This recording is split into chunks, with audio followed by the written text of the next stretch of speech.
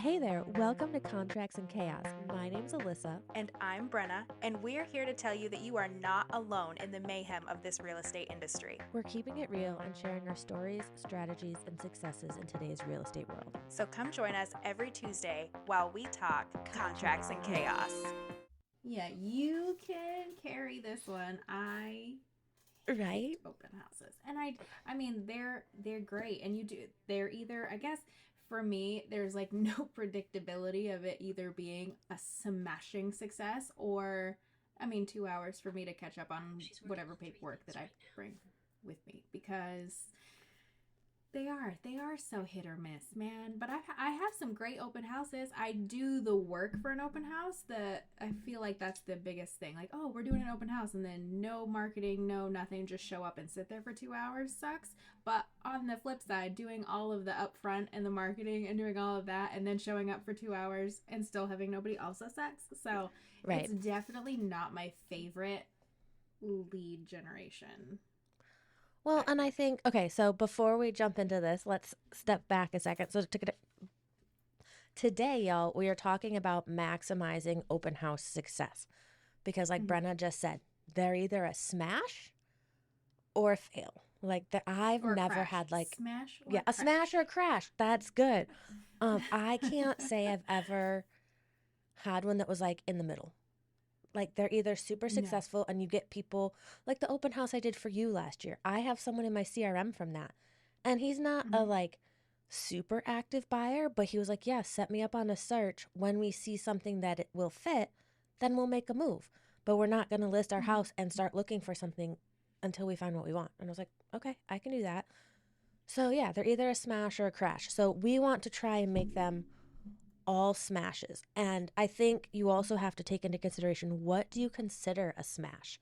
So for me, from a realtor and a marketing standpoint, it shows that I'm busy. It shows that I'm doing things. So if I, during the week, am showing all the behind the scenes stuff that I'm doing, like put that on my social media, potential clients who are watching will see, oh, like she puts in all this effort. The marketing for this is just as important for the property that you're trying to sell with an open house as it is future business down the road for people who are watching you on social media. Yep. And like, let's be honest, we don't always hold open houses to sell that house.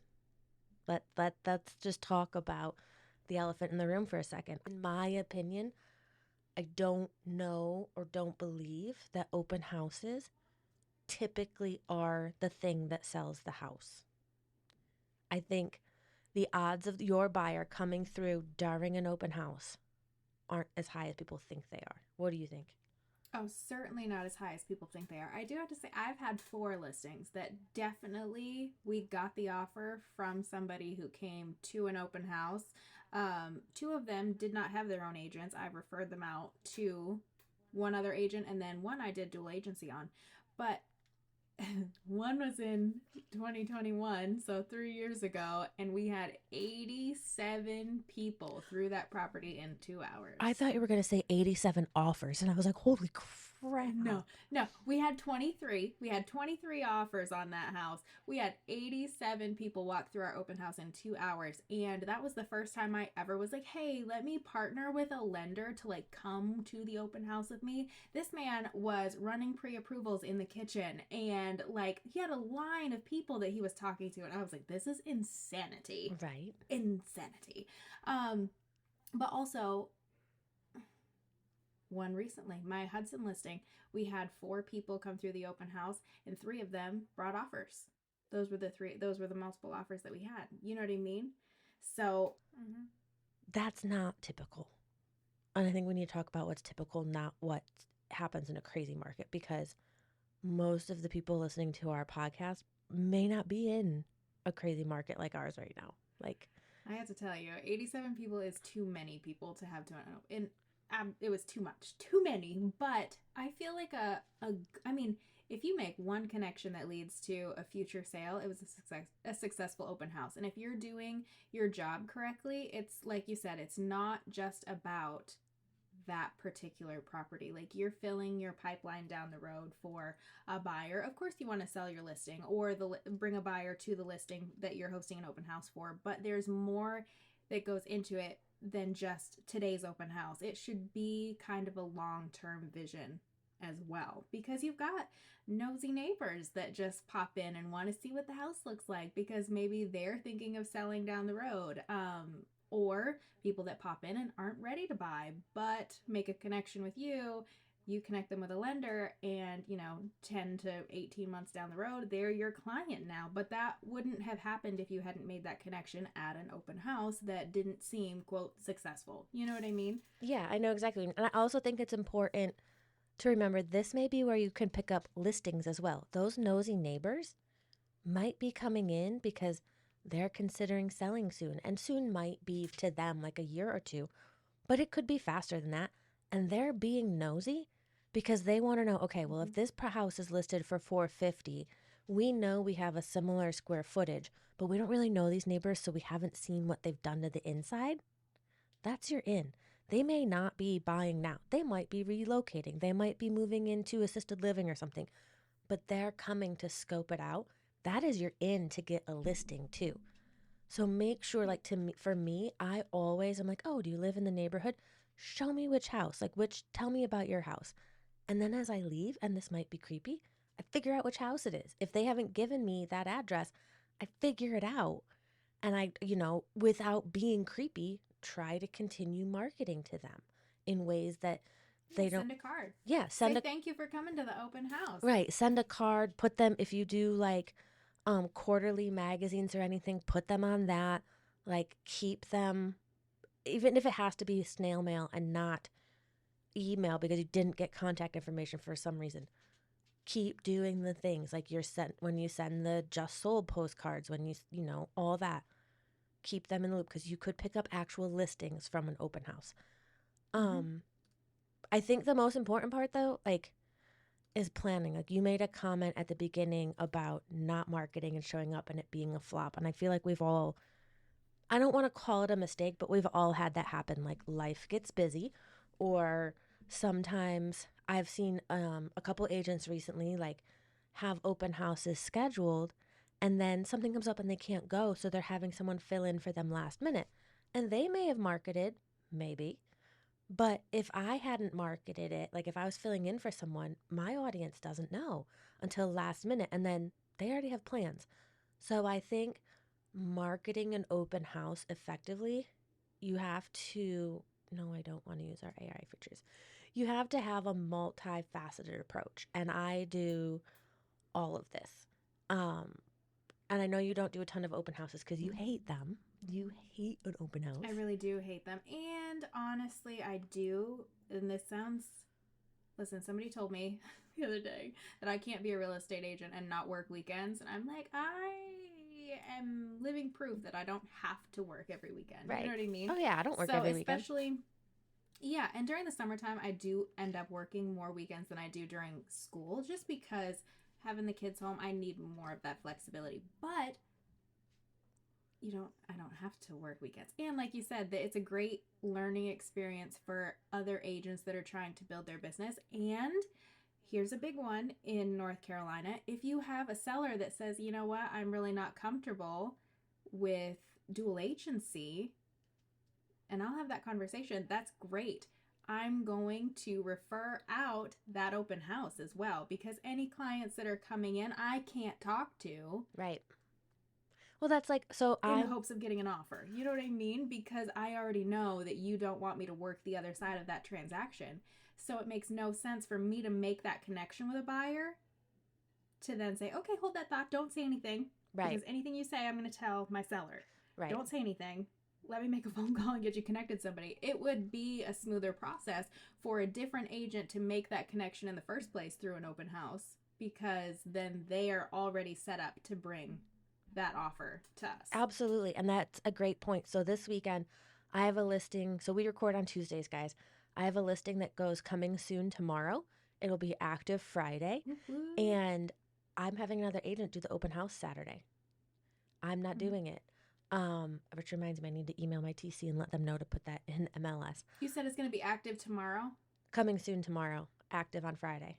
One of my most recent listings was like a Spitfire listing. They were supposed to be listed with another agent that turned into a slimy situation with writing in a different commission amount than they had agreed to, and they panicked and changed their mind. Yeah, I would too. So I got That's a call shady. back. I hope Yeah, I hope they I got a reported call them to back. ethics.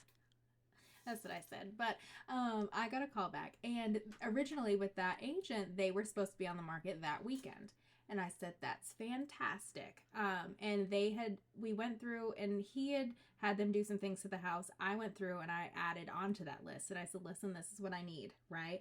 And so we had photos scheduled in 3 days. But I said, listen, if we're going active on Saturday, I'm not doing an open house on Saturday.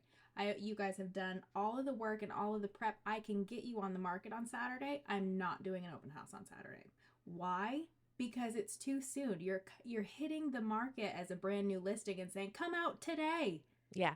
That doesn't work. It doesn't work. Right. You have no opportunity to market because you're not supposed to market anything until it's within the MLS within 24 hours. You know what I mean? Right. So it does you no good, and it is literally a waste of time. So we did an open house the following weekend, but we were able to have that, several days to push out that listing. So I think that that's plenty of time for coming soon.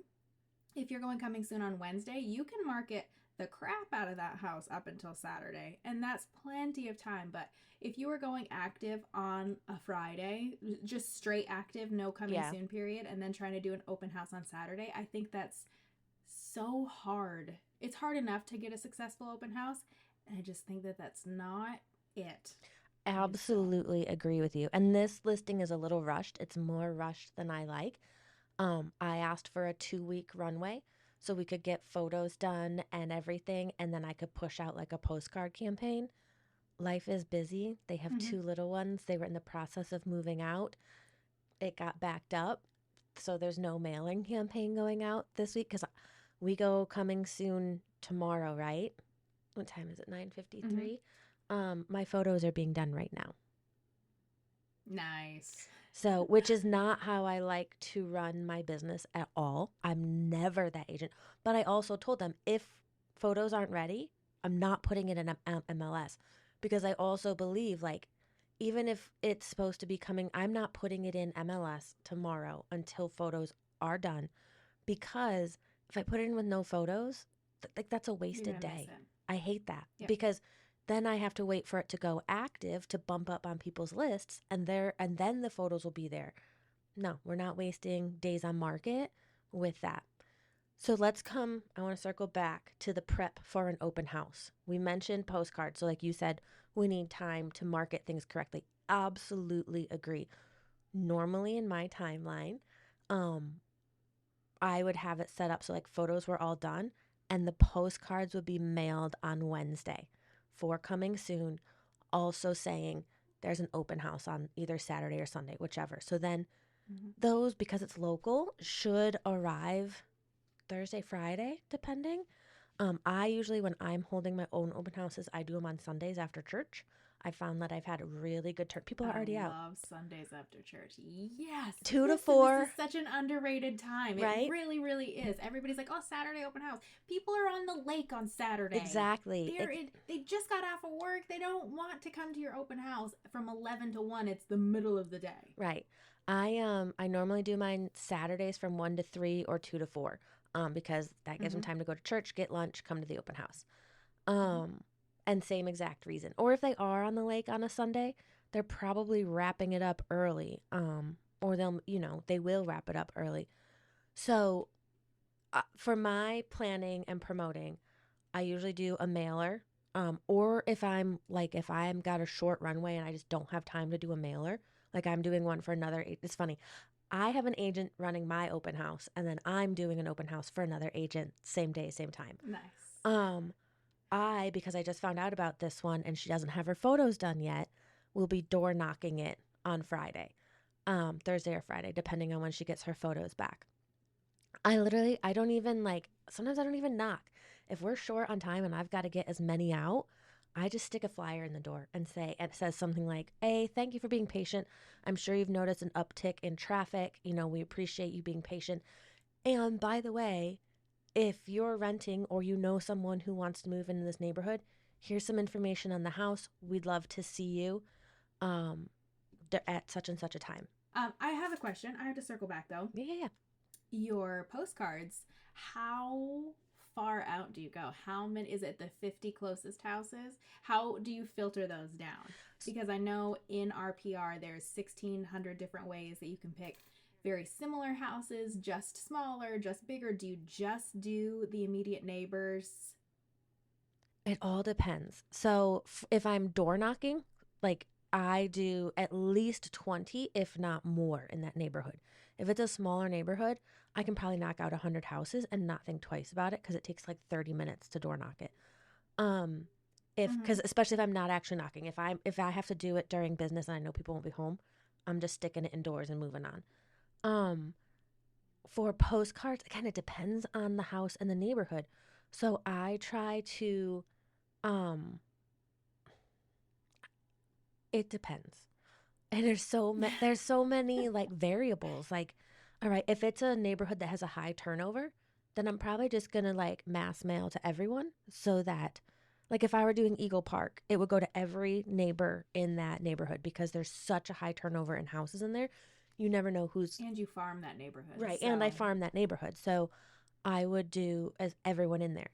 Um, for the rural one, even like I did some of the community behind it, probably like 10 doors behind or 15, because that they were right there. It's very intimate. But trying to expand that is hard because these are houses on 4 or 5 acres in certain directions, and then there's a mountain. So that one was more of I put out a lot of directional signs versus postcards. Yep. But it all depends. Like you have to take into consideration what that community is like, what the area is like physically. And we did a lot of marketing on that one. This is going to sound silly, but I instead of doing a lot of mailers, I did a lot of hiking and rock climbing Facebook groups because it's literally 2 minutes to the entrance to Crowder's Mountain. And she used to hike Crowder's Mountain every day. And she would say, everyone would ask, where do you live? And they'd be like, oh my God, I wish I had that house because I have to drive from wherever every week to hike this. And I really want to live closer to the mountain. Do you create a Facebook event for your open houses? I've only done this a couple of times. And it's for like, I don't want to say bigger listings, but bigger listings. I haven't had even those ones. Like, I don't feel like they were successful. The only Facebook event open house that was successful was actually again during COVID, and it's because like more people did the virtual part. I went live a few times inside the Facebook event, and we had a lot of like viewers and interaction on there, but I don't do it for open houses usually because I just get like, I'm like, oh, nobody's coming, so it's hard. I know it's good, like you said, for like the visual piece for people, but I think that that's hard too because if people like see that you're hosting these events and you see like 0 people are interested and 0 people are attending, that's hard for your seller too because they're gonna see it and be like, oh, this is gross. But that doesn't I think it's one of those where it's like I don't react to a lot of events that I'm invited to, but I show up anyway. So I also look at it as like, hey, this is letting more people know. Because I make those events public and then I post them in like my community pages. So people outside of my following will know because they might be just outside where the postcards are going, or they don't follow me, or they didn't think they were looking for a house. So they're not set up on anyone else's MLS search. And then boom, oh, hey, that's the house down the road. We've always said if it goes for sale, we want to buy it. Let's go look at it this weekend. I also Oh, go ahead. I would just say another great one to do is your email list too, especially so in Flowdesk there's a email like template, not a template, there's a widget that you can put into your email that's actually a countdown, right? So you can put in like the open house and then have the countdown like until it starts, which is cool. I've had responses on emails like that before, but actually for my Hudson listing a couple months ago, just after I started like redoing the newsletter this year, because that's been a big push for me. But it's like, oh no, I'm not going to be able to make it. Okay, great. But it was an interaction. It started a conversation, which I think this is like, that's the whole point, because conversion happens in conversation. So yes. Or like, this will be my deal of the week on Thursday. It may not be my listing. It may be the one I'm doing an open house at, and there'll be like an asterisk at the bottom that says open house Saturday 1 to 3. Yep. Like that's where it will be. I'm sorry, I just looked at my calendar. That reminds me of another thing on Saturday. I also pump this in my reels and my stories. I should have taken some footage yesterday, but like I did a little light staging at my listing. I should have taken some B-roll while I was doing that and then pumped it out.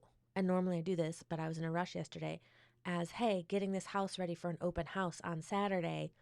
Come see the agent hosting this, blah, blah, blah, blah. And I could go fake it again today, and I might because the photos are being done today. But I feel like, again, reels go to people who aren't following you, especially if you're using good hashtags. You tag the location. I was watching a mastermind with Katie Day yesterday, and they were like, tag the location, because people search for things on Instagram and social media based on the location. They want to know what's happening in those areas. Okay, let's get to, we did all the pre-open house stuff. Let's get to the actual like meat and potatoes of the open house. Right. Itself. Do you put directional signs out? Or do you just put the open house sign out front? I'm gonna get us a T-shirt that says "Depends." It depends. So if it's on a main drag, like it's just one sign in the front yard, you know what I mean. But if it's tucked back into a community, I think it's absolutely a miss if you don't put directional signs out. I actually just ordered new directional signs because mine keep getting. I saw stolen. that on your story. That's people. It's the Twitty flip that we did. The house in Statesville. I've Really? lost 2 already. That's crazy to me. 2. Yeah. So anyways, got new directional signs coming. And then the other thing with directional signs is like, make sure that they're not out the day of. You know, again, that's a miss. You're missing all of the people coming home into that neighborhood, or all of that traffic on that main drag that's out there. Like, get your signs out a couple of days ahead of time, and then the day of, go a few hours early and put balloons on those signs so people are really paying attention to them. Yes, balloons, like they're like 50 cents at the dollar store. Go get some, and they fill them for you. If you're slick, you can refill them. So, and just have to pay a refill fee. Careful. If you have kids, though, chances are you're going to come home from that open house and they're going to huff helium for the next 45 minutes, and then you can't read. That is very true. I don't have that problem. Oh, wait. Oh, my God. I remember another thing to do. Put the open house. Listen, we need to make this a 2-part. We're already like 30 minutes Are into we really? This, and yeah. And we're not that far. We are we're not far, and it's going to be a 2-hour. Okay, so let's do so part 1 and part 2. Yes, we're going to do this next part as part 1, and then the follow-up and the virtual open houses. Let's make that part 2. We can do that right. as, hey, how do you follow up to your open houses? Your MLS, 94% of the time, you can put the open house in the MLS, and it'll, like, people see that listing and it'll say open Saturday 1 to or 11 to 1. You know how many people don't do that? And you know how many times, like, it's absurd. If I'm busy or I'm not sure my clients are 100%, and I'm like, I'm not driving out to that house because, you know, I say, hey guys, I saw this, not sure how you feel about it. Why don't you go to the open house on Saturday? Let me know what you think. If you're in the area, check it out. Absolutely. And then in that case, I'll text the agent, because some agents are a little slimy, and I'll say, hey, my clients XYZ and ABC are going to be stopping by this weekend, or hope to stop by this weekend. Let me know if they come in. Would love to make this work out. You know, introduce myself. Yeah. So they know that I know that my clients are coming. Yep, I've done that. Or I've had agents do that to me. So let's talk about, like, when we're at the open house, what we do. Do you provide snacks? And this is a whole thing, especially 2020, 2020 through 2022. Talk to me about it. Well, also, I think that we're missing a whole nother part about partnering Okay, go ahead. We're partnering with people. Do you partner with somebody on your open houses? I Alyssa. I did once, and it just, and maybe it was just that person. Um, Yeah, maybe you got to find a new buddy. You know what I right. mean? And But I do so I think take that that's a back. whole I nother. take that back. Okay, I did it take it twice, back. and the second time was going to be awesome. Mm-hmm. It was Aaron and Ron and I, and we were doing this beautiful listing, and we asked our preferred lender to come, and we love him, and he was amazing, and he was going to bring the bubbly and all the things. And the house Mm-hmm. went under contract before it even came on the market. So Shoot. that would have been awesome. Shoot. But in for the most part, actually, I've done it twice. I've done it twice. And then the potential one. And I will say the one time I guess I shouldn't knock it. It didn't feel like a good experience at the time, Mm-hmm. but a couple I met at that um open house then followed me on social media. They bought a house for their kids last year. Um, Mm-hmm. and last week I showed them a $1.2 million house. So, Yeah, so and successful. it was helpful because like we did get a lot of people like we got a burst of people, and that lender was in the living room talking to them, and then I was able to step out back and talk to these people because they're very invested in the community. And if you guys are local to Yeah. the area, you know how invested I am in making my community grow. And how I know I'm like the mayor of my street because I know all the shit that happens here, and what's supposed Mm-hmm. to be coming development wise and all those things. So I'll say yes to that one, but in general, I don't. I just I haven't found a feel like that benefit to might it. be a missed. Yeah, well, so I mean, the benefit comes. We spend a lot of money in marketing, and this just ties into the snacks and things like that too.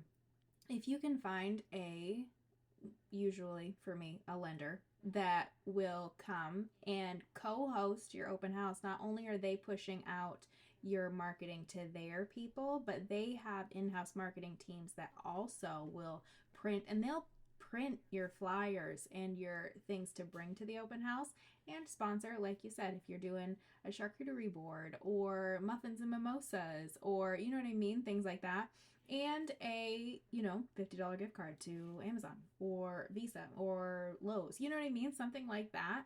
And it's just, it takes a little bit of expense off of you, but if there's nobody at that open house, then is your opportunity to kind of either pick their brains about what's going on in the market, do a video together, you know what I mean, like you reach more people that way, and it doesn't feel like a miss, True. And if that so makes sense.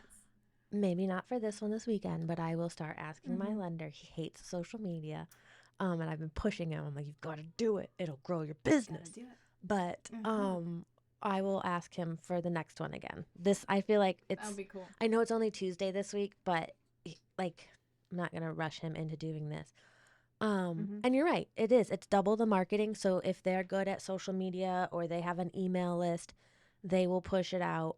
Some people are like, you should get a food truck and make it an event. And I'm like, do you know what a food truck costs?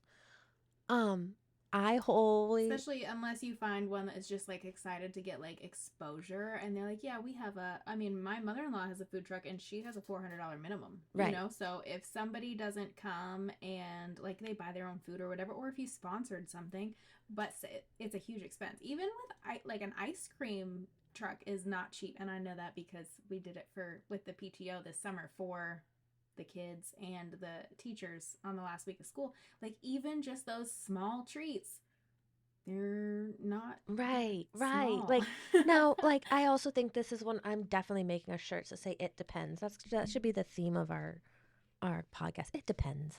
Um, Yeah, I'm gonna just like the name of this one's gonna be like open houses. What do you do for open houses? it, Dot dot dot. it It depends. depends. Um, it also I think depends on the price point of the house. Like, Mm-hmm. no offense to someone who has a $350,000 house, I'm not putting $400 or $500 into a food truck. Mm-hmm. That is not going to be a good return on my investment. Yeah, I feel like that's I feel like that's a luxury Yeah. Now, listing kind of right. thing. If I had that $2 million lake house listing, then I'm going to make an event out of it. When one of the tips I took a class the other day on like um 25 ways to get more listings, which we'll bring to you guys. Don't worry, I'll bring you some of that information. One of the things was, and I do this anyway, there's no sign-in sheets at my open houses. I don't do them. Mm-mm.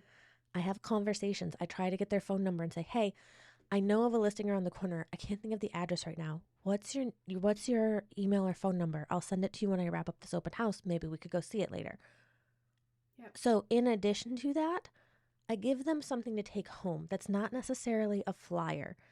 I like that cookie idea. Like, it'll have her nutrition label on the front or the back, my label with my information on the front. It's a little goodie. Take this with you. So they have my information. Or this open house, because I didn't have time to engage the baker, I'm doing a little goodie bag that's like those old lady strawberry candies. And I had some leftover reusable dishcloths that have strawberries on them from our yard sale.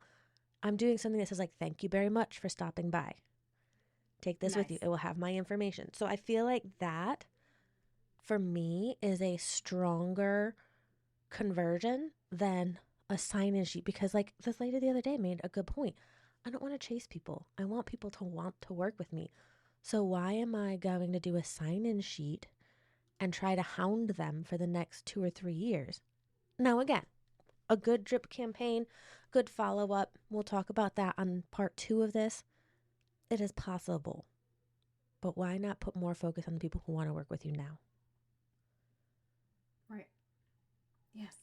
Oh my gosh, yes. I didn't think that this was going to turn into a 2-part. I know, right? I was like, this is going to be like a shorty. I didn't think it was going to take that long. It's going to be a nooner. We're going to be out of here. And after me being like, I hate open houses. Listen, we had a lot to say about right. So there's one more thing I want to say too. Don't play elevator music at your open house. Just don't. I like putting on like 90s hip hop or something a little alternative because it starts a conversation. Because all of a sudden people hear Eminem and be like, wait, what? And I don't know if y'all are following music right now. Eminem put out an album and it has reinvigorated Gen X and the elder millennials like myself. So like, do something fun. Or like I said, like if there's a sports game, put the game on the TV. Like do something like that. To give people something to talk to you about when they're there, other than where's the other bathroom. Like I just think that I played Disney music. That works too. I mean, you market to the every time to the mom crowd. I do. It's perfect. So and there was a study that I read when I first got licensed about like how it's like a subtle, like especially if it's playing in the background, you don't have it loud, but like that kind of music hopefully reminds people of when they were relaxed and in a safe, happy environment, right? And there have people like going through and is this the Lion King? And I'm like, Hakuna Matata. Right? Or like the Bridgerton soundtrack. So Bridgerton plays all sorts of like pop music, but as an orchestra. I love it. I love it. So like I love Bridgerton. I haven't started season 3 yet. I'm so excited. Girl. Don't tell me anything. I haven't watched it yet. Oh, maybe it's like my guilty pleasure show. Travis won't watch it. I can't really let the you can't watch this one with the kids. Me. So it's like only when I'm like home alone and have nothing to do, which literally never ever happens. So okay, so I need you to have Travis have like a date night with the girls. Or a date day. Just binge it. The next like rainy Sunday, just take them. Go to the go get breakfast. Take them to the trampoline park. Maybe check out a matinee. Mama's watching Bridgerton. Travis will thank you when he gets home. Okay. Like it is. Oof! This season is good. It's good. Oh, good. Now I'm excited for it. But no, I do. I love the music. The classical or the elevator music just kills me every time. Right, and like, but if you have a setting where you feel like you need that, I actually just added their playlist as we were talking about this. Add the Bridgerton soundtrack because it is that pop music, but with that classical. But it's all orchestra. Yeah, it's all orchestra. Yeah. I love that. Okay. All right, guys. So this is part 1 of a 2-part episode. Is this our first two-parter? I think this is the first 2 that we've ever done. And I did not think that it would ever be about open houses. No, me either. So we've talked about planning an open house, what to do before you get there, and what to do day of. Next episode, next week, check back with us. We're going to talk about your follow-up strategies with those attendees and the sellers, and then how to potentially handle a virtual situation. Like if you have a property that might attract people from out of state, we're going virtual with your open house. Otherwise, we will see you guys next week. We just finished another episode of Contracts and Chaos, but believe me, the chaos does not stop here. So check out the show notes for our email address and where to follow us on socials, and we will see you next week.